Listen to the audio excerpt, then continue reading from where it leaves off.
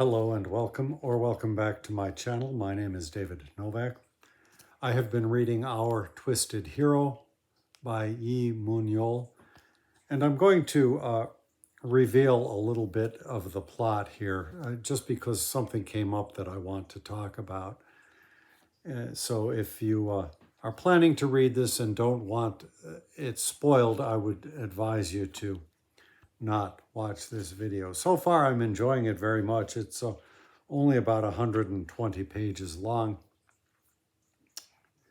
The story involves a young boy, I think he's a fifth grader, who is transferred to a new school and finds himself having to deal with a bullying situation. So the class is sort of under the thumb of the kid who's the classroom monitor or something. I forget what his exact title is. And he's got all of the kids sort of bending to his beck and call. And at first, the new arrival tries to put up some resistance and doesn't get any real positive results about it. And eventually he decides just to cave and concede. So this is a paragraph about that. The student's name was Sakde. All Sakde wanted from me was to adapt to his order and not to try to destroy the kingdom he had established. This was what submission meant. If you consider this in combination with the basic premise that his order and kingdom were not just, then submission may have been the greatest price I could possibly pay. However, now that I had abandoned my belief in the principle of freedom and any memory of the necessity of reason, submission didn't really feel like a great price at all. It reminds me that under these times, in my country, the United States of America, we have gone full-fledged fascism, as I said in a video I made earlier today. All of the, I don't know what it is, parameters of fascism are fully set. And so these are dangerous times. And I think sometimes of that poem. First, they came for so-and-so, and I did nothing. And then they came for so-and-so, and I said nothing. And then they came for, I said nothing. Finally, they came for me. And I don't think it really works that way. I mean, I get how it's got a moral lesson it's trying to teach, but say in Nazi Germany, they didn't come for everybody. So it's entirely possible to live a decent life under fascism. I'm not saying it's possible for everybody. Obviously, it depends on a degree of privilege, and it depends on a degree of luck, and other factors play into it. But people have lived decent lives, at least under bad circumstances, probably since humanity has been living together.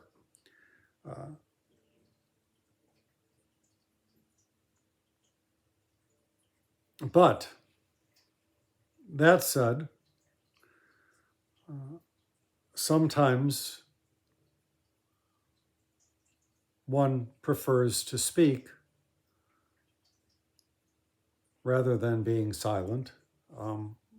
We in the West have the marvelous example of Cicero, who he was at the end of his career. He could have retired comfortably to his estate in, where was it, Tusculum or something? I don't know. I don't know his biography that well, even though I've read a couple of his biographies. But he decided not to do that. He decided to speak out against Antony, Mark Antony. I think the Loeb series has his complete speeches against Antony in 2 volumes, which are titled the Philippics, which is, I believe, how they became known after some speeches that Demosthenes made against Philip of Macedon, I guess. I haven't read those yet, though I have it.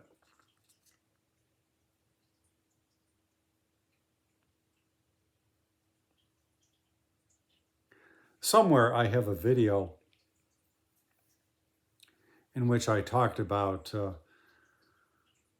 it talks about my book, The Soul's Refinement, and I mentioned the situation where, when I worked in Evanston at the collector's office, I had published a poem in the local newspaper, just not really specific. It did not report on any of the corruption which I knew about, and I suppose could have done, could have reported, but it was just sort of a I really dislike my job kind of poem. And it had consequences. I got removed from the job. That issue of the newspaper was confiscated from all. It was a free weekly or twice a week, something like that, and it was just pulled from all of the stands. And it upset me a little bit at first.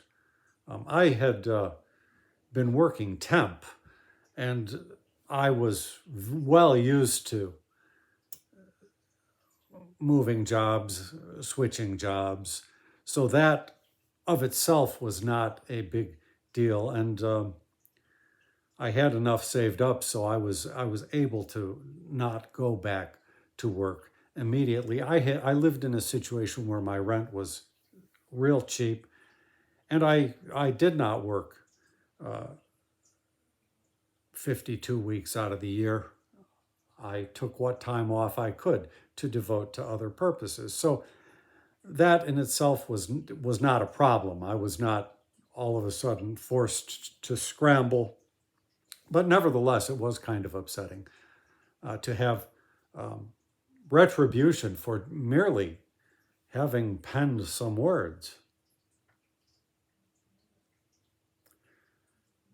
And so in these dangerous times, I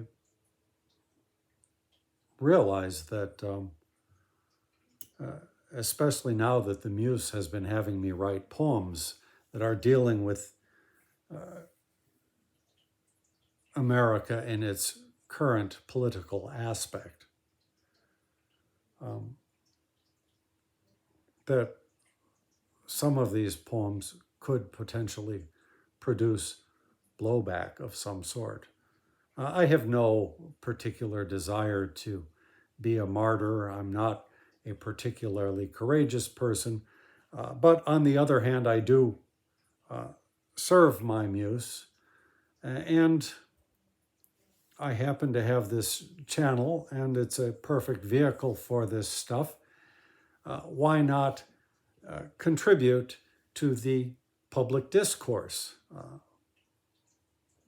However, under a fascist state, we know very well that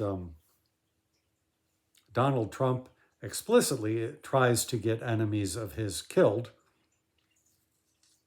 I don't think we've seen it yet, but I suspect pretty soon we will see some members of the judicial branch killed.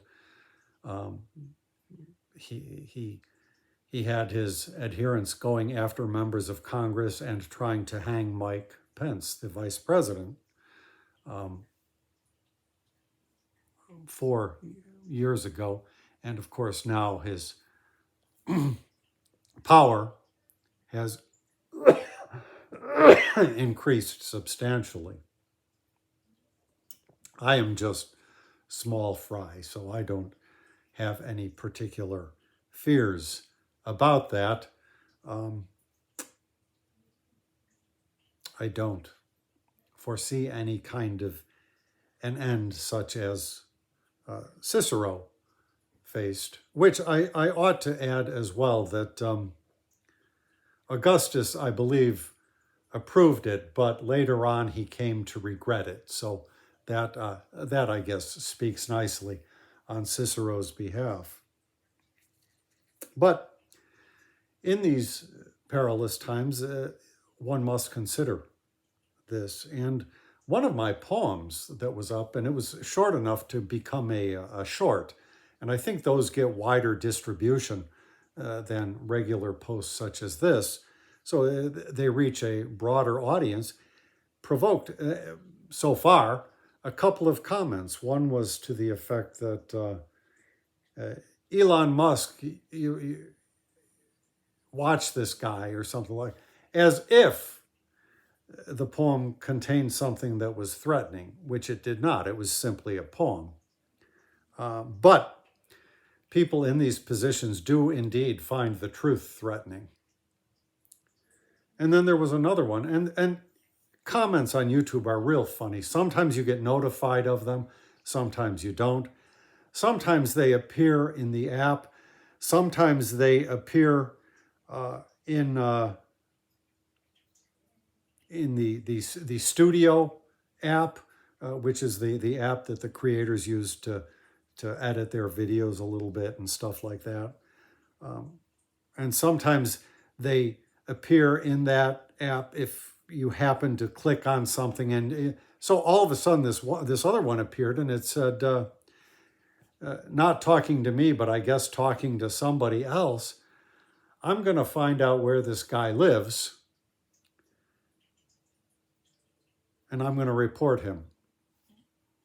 I don't know, report me for what? For writing a poem, I guess, but possibly report me to the MAGA organization. I mean, you just don't know. I'm sure that this apparatus of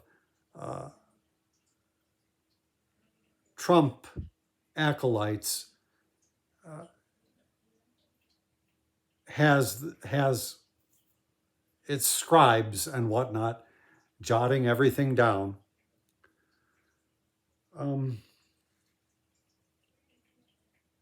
And unfortunately, YouTube did not really have any good sort of reporting mechanism. I mean,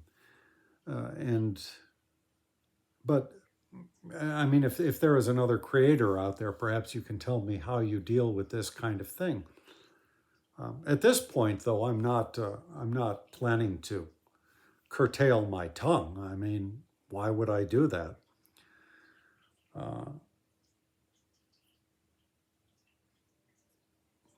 As I say, this kind of situation is not new by any means. Did Aristophanes shut up? No, he didn't. So with examples like that, of course, at least for the time being, I will just continue listening to my muse, and as it happens, posting a video if it's a poem that seems okay. Previously, in my book Small Poems, I had posted all kinds of things on the political situation at the time, pseudonymously, and now that I have this channel up, though I have a vehicle for it, I might as well just use it. But that said, I don't know. One day these videos may come down. I remember some years back, Chris Hedges, a political columnist had a channel up somewhere. I don't know if it was YouTube or no. I think it was he. I think he was. It was Russian something or other, Russian media or something. Well, I think the videos were on YouTube, or I don't know what it was, but all of a sudden, kind of without warning, they took everything down, and he was real upset about it, and I can understand that. So I went into this channel, which I started 4 years ago, or no, well, yeah, I guess 4 years ago, in order to, because I wanted to tweet, I was on Twitter at the time, I wanted to tweet a poem about the murder of a young man in Kenosha, Wisconsin, by a right-wing nut job, so to speak. I probably shouldn't say that. This person was acquitted. I should add that, and has become an esteemed political figure among the right. So he, I suppose, has been affirmed not guilty of perhaps murder or whatever it was. But so at its inception, this channel had a bit of a political edge to it.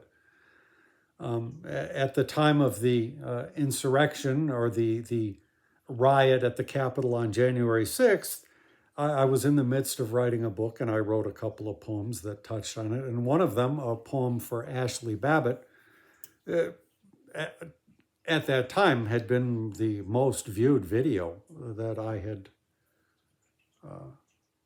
had posted, I think, just because of the topicality.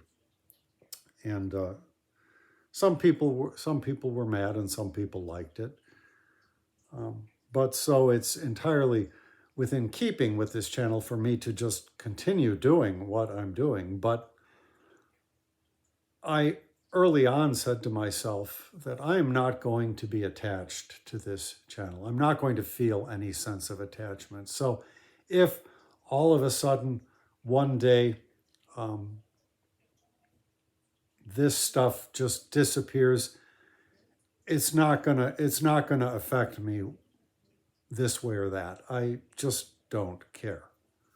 It's all ephemeral. Everything is ephemeral regardless.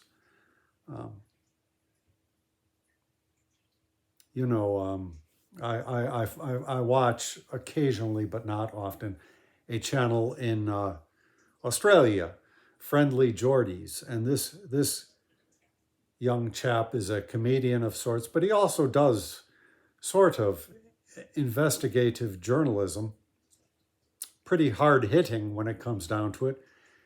And he had his house firebombed, and he went off the air for a number of months after that, and I think has toned down his content subsequently. And I think citizens of Australia are much more reasonable and even-toned and well-balanced than many of our right-wing zealots here. So one never knows what might happen. It may well be that circumstances dictate that I should just take down the channel, and possibly that is what I will do. I'm not anywhere near to that phase, but I recognize in this internet age, we are living lives that anybody can find out just about anything